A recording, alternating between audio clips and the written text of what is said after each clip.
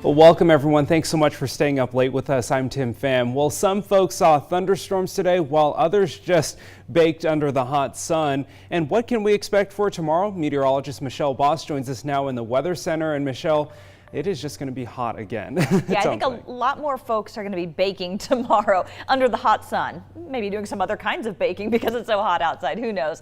But the last of the thunderstorms across North Idaho died out around 8 o'clock this evening, and things are all quiet. Expected to be a quiet night with a sunny start to your Sunday. Temperatures are very mild for this time of night, still sitting at 70 degrees in Spokane, 70s from Omak down to Moses Lake, Wenatchee, and still holding on to the lower 70s in Lewiston. A little bit cooler across the northern panhandle, where they did see a little bit of shower and thunderstorm activity this evening. 55 in Sandpoint, 57 in Wallace. Here's a look at the next 12 hours. You see that 20% chance there on the bottom of the screen. I don't think we have any chance of seeing any additional showers tonight. Temperatures will be falling down into the upper 50s. We'll be waking up to plenty of sunshine tomorrow morning and be near 80 degrees by the noon hour. It's going to be a hot day tomorrow, but one of the last really hot days before a cool down for this upcoming week. Be down around 80 on Monday, still well above normal, but then dropping into the upper 70s with mostly sunny skies by Tuesday.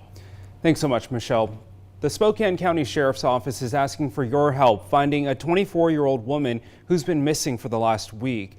Arezu Kashfi was last seen 6 days ago on Saturday, May 25th. A friend of hers reported her missing and says Kashfi was possibly having marital difficulties and had limited access to money and rarely loses contact with her family and friends. And deputies later learned on Tuesday Kashfi's husband bought a one-way airline ticket and left the country. Her children were dropped off at school and daycare the day she was last seen, and neither she or her husband returned to pick them up, and attempts to contact them have not been successful. Their white 2014 Toyota Sienna has also not been located. You can see it has a Washington license plate number BLE 3753. If you have seen Kashfi, their white minivan, or if you have any information about what happened, you're asked to call Crime Check, and the number is there on your screen. Well, this summer weather probably has most people wanting to get outside, and a great way to do so is to take advantage of the free fishing weekend in Idaho and Washington. Starting next week, people can fish at local lakes and rivers without needing a license. Washington's Department of Fish and Wildlife is offering free fishing on June 8th and 9th, while Idaho's Department of Fish and Game is offering free fishing on June 8th as well. Both states still require you to follow other fishing regulations. Health officials and air quality specialists are urging people to prepare for what could be another smoky summer. They say smoky skies could become the new normal as hotter, drier summers spark more wildfires. Wildfire smoke can cause a range of health problems, from burning eyes and a runny nose to more serious symptoms for people with heart and lung diseases. Specific masks and respirators will work better than a bandana to block some smoke particles. Stores sold out, though, last year of the proper respirator mask, so now might be a good time to buy a few extras. Today marked the start of graduation weekend for students at Gonzaga Prep. Hundreds gathered for the baccalaureate ceremony today. But finishing high school wasn't the only thing that was great for many of them. 13 students are walking across the stage as Eagle Scouts. KREM 2's Shayna Waldtower tells us what's so special about this number. Yeah, it's one thing to graduate high school, but then it's another to do it as an Eagle Scout. And this weekend, several Eagles are soaring out of the class of 2019.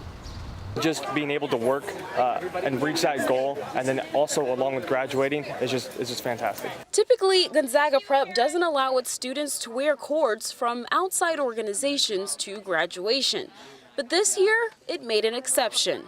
Today and tomorrow, several of these students are wearing red, white, and blue cords over their gowns, showing that they've earned the honor of becoming an Eagle Scout. Those who are a part of the organization know how much work stands behind this cord, from working up the ranks to earning badges and completing a service project. Last year, only about 6% of Boy Scouts became Eagle Scouts, so it's not often you find 13 of them in the same graduating class. It's great to see the numbers as high as they are, and a lot of them are some of my really good friends, so it's been great hanging out with them. And most of them are from completely different troops, so it's just been a lot of individual work.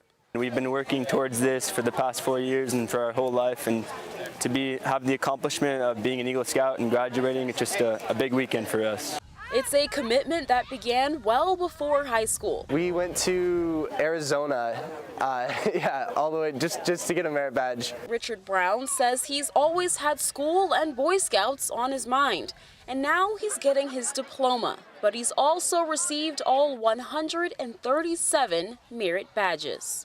It was a lifetime goal of mine ever since I was a very little kid, and I asked my Scoutmaster if I could do it. He said maybe, and I was like, I'm going to do it. And becoming an Eagle Scout, graduating high school, and receiving all of the badges has made for a weekend he says will be pretty hard to top.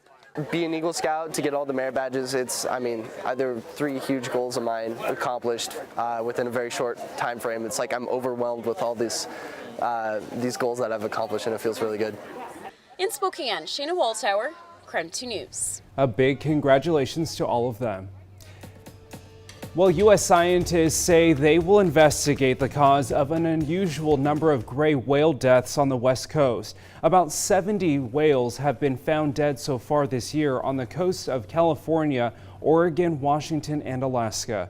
That number is the most since 2000, and that's even a small fraction of the total number of whales believed to have died, as most actually sink and others wash up in remote areas. The eastern North Pacific gray whales were removed from the endangered species list in 1994 after recovering from what was known as the whaling era. The University of Washington is hosting a thank you barbecue this weekend. You may remember it's for the George community and first responders who helped them last November.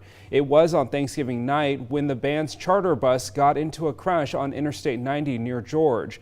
No one was seriously hurt, thankfully, but dozens were taken to hospitals. They stayed overnight at a local school, and people actually even came up to them and served them a Thanksgiving dinner. So to say thank you, the UW band is hosting a barbecue tomorrow afternoon, and that's at Quincy High School.